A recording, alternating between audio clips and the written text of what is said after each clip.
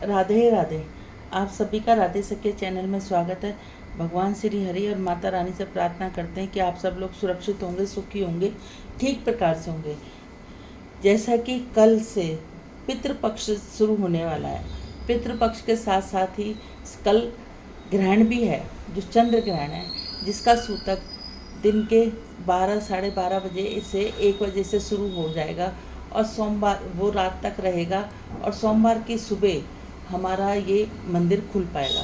तो आप सभी लोग जिनके घर पर पूर्णमासी का श्राद्ध है वो 12 बजे से पहले पहले अपने पूर्णमासी का श्राद्ध कर लें और उसके बाद अपने कपाट में तुलसी पत्ता या धूप वगैरह रख के अपने कपाट बंद कर दें। और उसके बाद सोमवार की सुबह अपना स्नान करके भगवान को अच्छी तरह से नए वस्त्र पहनाएं और सारे घर में गंगा जल का छींटा दें। इस तरीके से साथ में पितृपक्ष शुरू हो रहा है। पितृपक्ष में 16 तार की 116 बार लपेट कर 16 बत्तियां बनाई जाती हैं, जिसमें हर रोज़ एक गीता का 16 अध्याय करे जाते हैं, जिसमें पहले अध्याय के साथ हर रोज़ 7वां अध्याय साथ में किया जाता है। तो दोनों अध्याय किए जाते हैं।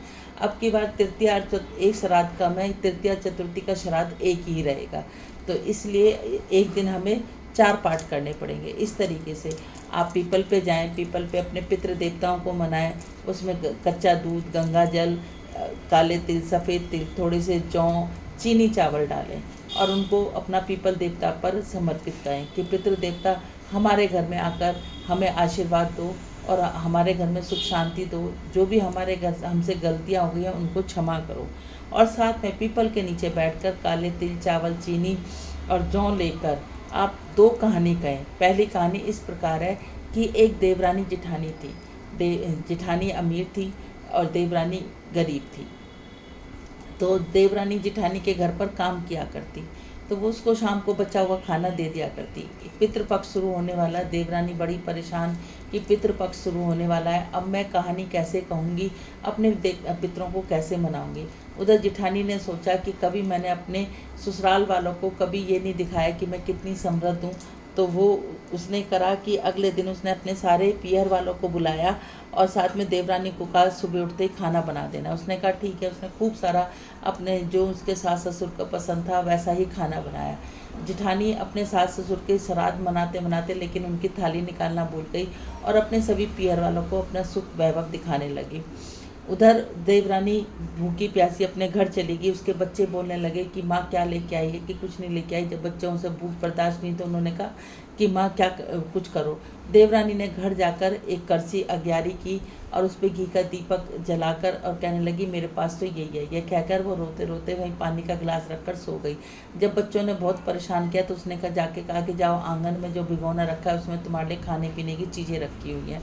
वो कहने लगी ठीक है। वो बच्चे गए आंगन में, देखा तो वहाँ कुछ नहीं। इधर पितृदेवता है, उन्होंने देखा कि जिठानी ने, बड़े बेटे ने तो हमारा कुछ निकाला नहीं, छोटे बेटे ने राख में ही हमें अग्यारी कर ही हमें समर्पित कर दिया।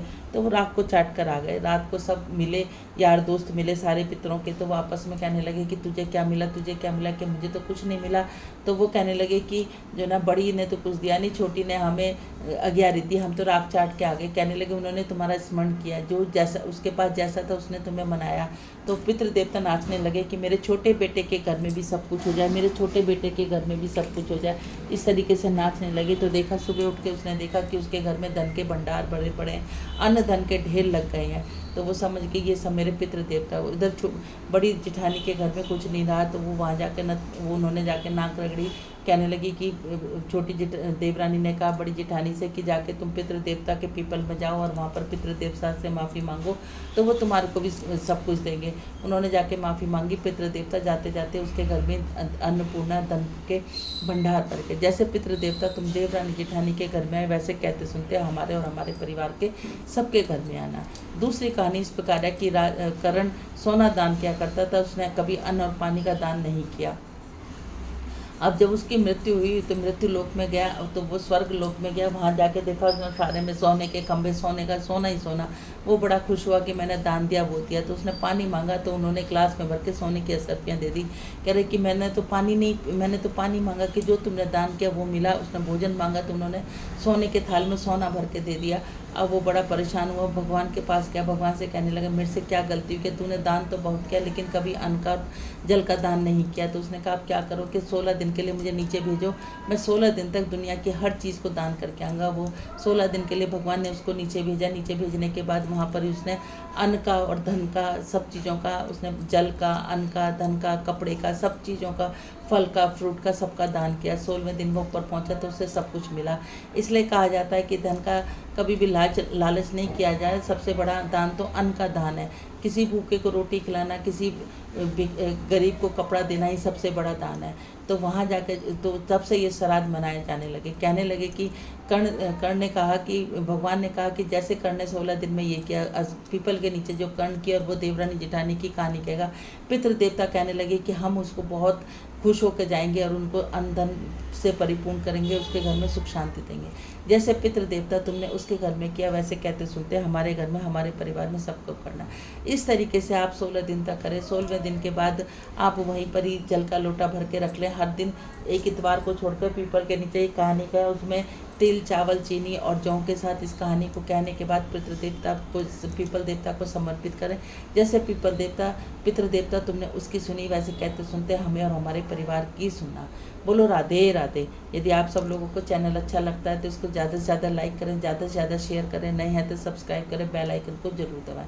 श्रीमन्नारायण नारायण नारायण, तुलसी नारायण नारायण नारायण, लक्ष्मी नारायण नारायण नारायण, श्रीमन्नारायण नारायण नारायण। बोलो राधे राधे।